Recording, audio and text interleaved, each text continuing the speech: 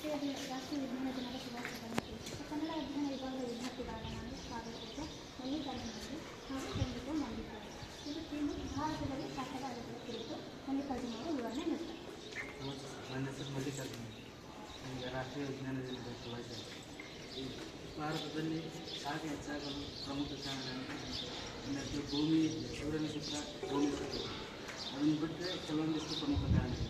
ಅದರಲ್ಲಿ ಮೊದಲನೇ ಕಾರಣ ಅಂದರೆ ಇದು ಎಲ್ಲಿನ ಪೆಸಿಫಿಕ್ ಓಷನ್, ಸೌತ್ ಅಮೇರಿಕಾಯಿಂದ ಆಸ್ಟ್ರೇಲಿಯಾವರೆಗೂ ಪೆಸಿಫಿಕ್ ಓಷನ್ ಇದೆ. ಅಲ್ಲೊಂದು ಸರ್ಕಲ್ ಇರುತ್ತೆ ಸರ್, ಒಂದು ರೊಟೇಷನ್ ಇರುತ್ತೆ. ತಣ್ಣೀರು ಮೇಲ್ಗಡೆ ಬರುತ್ತೆ ಸರ್, ಬಿಸಿನೀರು ಆಸ್ಟ್ರೇಲಿಯಾ ಕಡೆ ಅಂತ. ಈ ವಾಣಿಜ್ಯ ಮಾರ್ಗಗಳು ಯಾವಾಗ ಕಡಿಮೆ ಆಗುತ್ತೆ ಸರ್, ಅವಾಗ ಮಳೆ ಎಲ್ಲ ಆಸ್ಟ್ರೇಲಿಯಾ ಕಡೆ ಆಗಬೇಕಾಗಿತ್ತು, ಪೆಸಿಫಿಕ್ ಓಷನ್ ಎಲ್ಲ ಆಗುತ್ತೆ. ಅದರಿಂದ ನಮ್ಮ ಭಾರತದಲ್ಲಿ ಶಾಖ ಹೆಚ್ಚಾಗ್ತದೆ. ಇದು ಪ್ರಮುಖ ಕಾರಣ ಸರ್. ಈ second sir urban heat island area sir. ಇದು ಒಟ್ಟು ರೂರಲ್ ಏರಿಯಾ ಸರ್. ಈ ಕಡೆ ಇಲ್ಲಿರೋದು ಸಿಟಿ ಸರ್. ಇದು ಕಮರ್ಷಿಯಲ್ ಪ್ಲೇಸ್.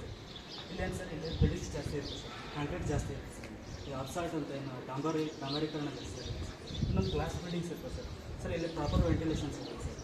ಇಲ್ಲಿ ಹೀಟ್ ಯಾವಾಗಲೂ ಅಬ್ಸರ್ವ್ ಆಗುತ್ತೆ ಸರ್. ವೆಂಟಿಲೇಷನ್ ಏನು ಯಾವಾಗಲೂ ರಿಫ್ಲೆಕ್ಟ್ ಆಗುತ್ತೆ ಸರ್. ಹೀಟ್ ಅಂದರೆ ನಮಗೇನೋ ಹೀಟು ಕಡಿಮೆ ಪ್ರಮಾಣದಲ್ಲಿ ಸರ್. ಇಲ್ಲಿ 45 ಡಿಗ್ರಿ ಸೆಲ್ಸಿಯಸ್ ಇರುತ್ತೆ ಸರ್. ಇಲ್ಲೇ ಪಕ್ಕದಲ್ಲಿ 2-3 ಕಿಲೋಮೀಟ್ರ್ ದೊಡ್ಡ ಸಿಟಿಗಳಲ್ಲಿ ಪಾರ್ಕ್ ಏರಿಯಾ ಇರೋವಂಥ ಏರಿಯಾಗಳಲ್ಲಿ 7 to 8% ಟೆಂಪ್ರೇಚರ್ನಲ್ಲಿ ವ್ಯತ್ಯಾಸವನ್ನು ಕಾಣ್ಬೋದು ಸರ್.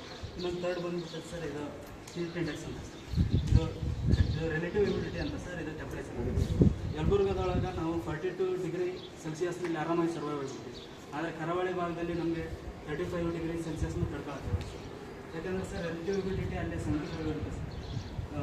ಟೆಂಪ್ರೇಚರ್ 37 ಇದ್ದರೆ ನಾವು ಫೀಲ್ ಆಗೋದು ಸರ್ 59 ಇರುತ್ತೆ ಸರ್. ಇದಕ್ಕೆ ಪರಿಣಾಮಗಳನ್ನು ಅದಕ್ಕೆ ಪರಿಹಾರವನ್ನು ಸರ್. ನಮಸ್ತೆ ಸರ್, ನನ್ನ ಹೆಸರು ಶರಣಬಸವ ಮಾತಿದ್ದೆ ಸರ್. ಇದಕ್ಕೆ ತಾಪಮಾನ ಕಡಿಮೆ ಮಾಡಲು ಯಾವ ರೀತಿಯಾಗಿ ನಾವು ಸೊಲ್ಯೂಷನ್ ಹುಡುಕ್ಬೋದು ಅನ್ನೋದು ಸರ್. ಇದು ವೆಂಟಿಲೇಟರ್ ಸರ್. ಬಿಲ್ಡಿಂಗ್ ಮೇಲೆ ಒಂದು ವೆಂಟಿಲೇಟರ್ ಮೇಲೆ ಮಾಡಿರಿ ಸರ್. ಇದರಿಂದ ಗಾಳಿ ಮೂಲಕ ಏನು ಮಾಡಿ ಸರ್, ಬಿಲ್ಡಿಂಗೆಲ್ಲ ತುಂಬಿರುತ್ತೆ ಸರ್. ಅದು ಮುಂದೆ ಸರ್ ಇದು ರೇಡಿಯಂಟಲ್ ಕೂಲಿಂಗ್ ಸಿಸ್ಟಮ್ ಸರ್. ಇದನ್ನು ಏನು ಮಾಡ್ತೀವಿ ಸರ್, ಇದು ಬೇಸ್ನಲ್ಲಿ ಅದನ್ನ ಫಿಕ್ಸಡ್ ಮಾಡಿದ್ರೆ ಸರ್, ಬಿಲ್ಡಿಂಗೆಲ್ಲ ತರ್ತಿರ್ತೀವಿ ಸರ್.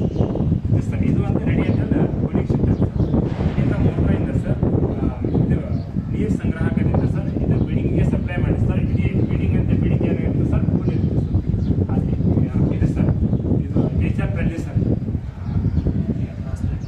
ಕ್ರಾಸ್ ಪ್ಲಾಂಟೇಜ್ ಇದು ಈ ರೀತಿಯಾಗಿ ಗಾರ್ಡನನ್ನು ಫಿಕ್ಸ್ ಮಾಡೋದ್ರಿಂದ ಸರ್ ತಾಪಮಾನವನ್ನು ಕಡಿಮೆ ಮಾಡೋದು ಸರ್. ಇದು ಸರ್ ವೈಟ್ ಇದು ಇರೋದ್ರಿಂದ ಸರ್ ಏನಾಗುತ್ತಪ್ಪ ಸರ್, ಬ್ಲ್ಯಾಕ್ ಇತ್ತು ಅಂದರೆ ಸರ್ ಸೂರ್ಯನ ಕಿರಣವು ನೇರವಾಗಿ ಅದಕ್ಕೆ ಶಾಖವನ್ನು ಹೀರ್ಕೊಳ್ಳುತ್ತೆ ಸರ್. ಅದೇ ವೈಟ್ ಇತ್ತಂದರೆ ರಿಫ್ಲೆಕ್ಟ್ ಆಗುತ್ತೆ ಸರ್, ಅಲ್ಲಿ ತಾಪಮಾನ ಕಡಿಮೆ ಆಗುತ್ತೆ ಸರ್. ಇವಿಷ್ಟನ್ನು ನಾವು ಸರ್ ಈ ಸಿಟಿ ಭಾಗದಲ್ಲಿ ಅಳವಡಿಸ್ಕೊಂಡ್ರೆ ಸರ್ ಇದಕ್ಕೆ ನಾವು ಪರಿಹಾರವನ್ನು ಕಂಡುಕೊಳ್ಬೋದು sir.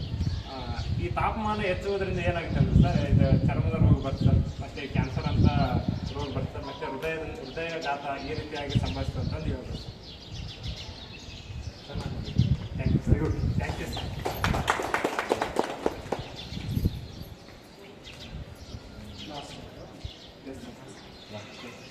Okay sir,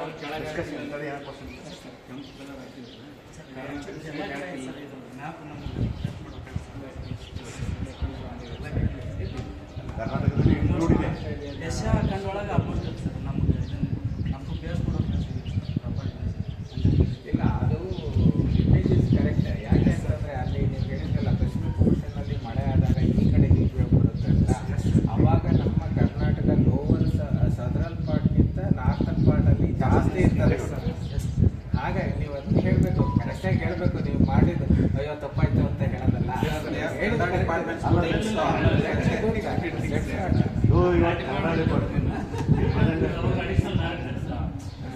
very good. Good. I appreciate it.